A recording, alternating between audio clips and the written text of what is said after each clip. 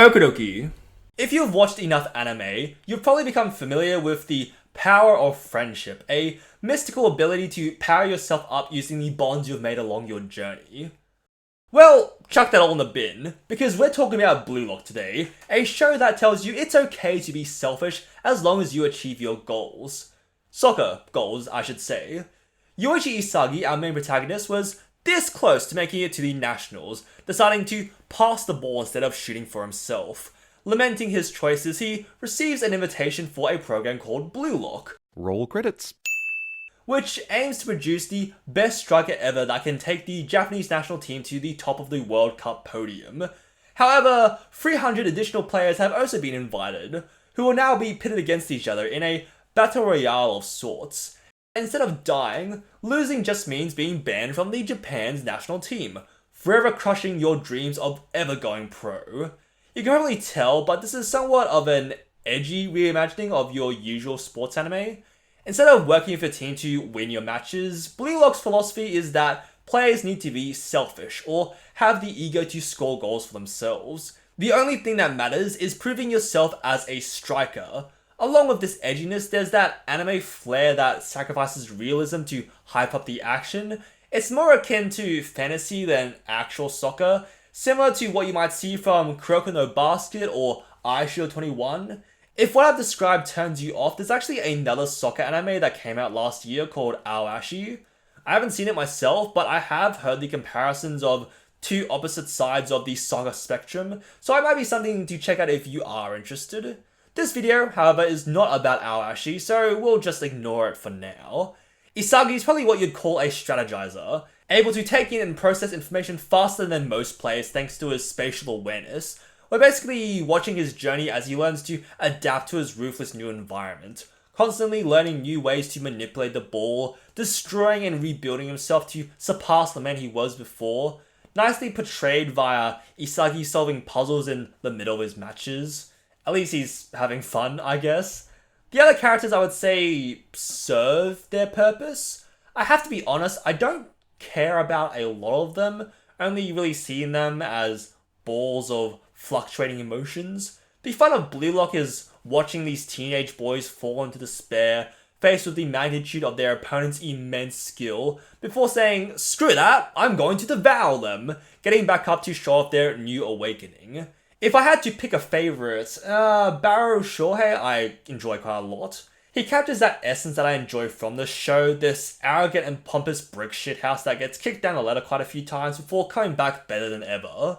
If you pay enough attention, there's actually a formula you see in a lot of sports anime. The match starts, the opponents are immensely strong and dominate in the first quarter. Isagi disintegrates for a little bit, comes back and then makes the counterattack. Rinse and repeat. It doesn't happen in every match, but there's that sense of predictability that permeates any tournament-style storytelling. The back and forth that's supposed to keep you on your toes. If you've seen enough anime, you might be a little sick of this, but what Blue Lock does well is selling the hype. When the entire focus of your anime is scoring goals, you best be good at achieving that. Blue Lock loves to visualize the action, whether it be via the high-octane rush towards your opponent's goal or the striking auras emanating off each player. My favourite moment has to be that free kick from the match against Team V. Everyone's tense, waiting for Reo to kick the ball. He takes this shot, of course aiming for the goal like any good striker, but it gets stopped by Lemon. Everyone's about to breathe a sigh of relief until Zantetsu rushes in to strike again, only stopped just in time by Raichi. The ball is in the air, but not for long as Nagi is next to trap it.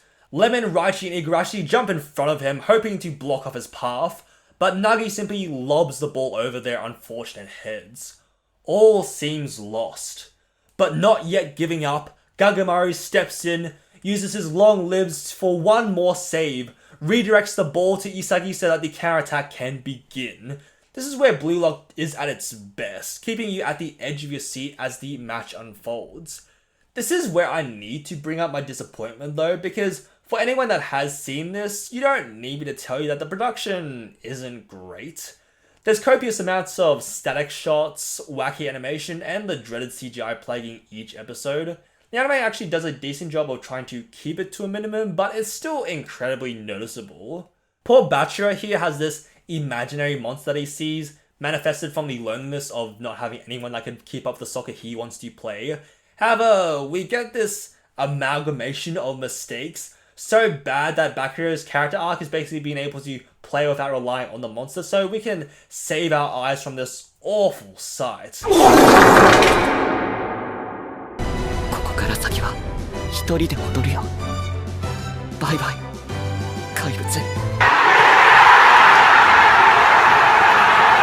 As a reader of the manga, I can't help but make comparisons between the two, especially looking at Barrow's villain awakening in chapter 66 and episode 18. Take a look at these panels. Barrow being held back by the ghost of his own ego, the black lightning emanating from the ground that dictates the new path he must take, this man slowly morphing into something closer to beast than man, the final strike, the black tendril following behind the ball, the climax of his character arc crescendoing on the last page. It's beautiful. Mwah! Amazing artwork. Now, taking a look at the anime, I would be lying if I said that it didn't have its good moments, but there's a distinct lack of movement that drags the entire experience. It's either slideshows, choppy animation, or more CGI. The lightning feels like a very cheap effect overlay, like they threw it together haphazardly during the editing phase.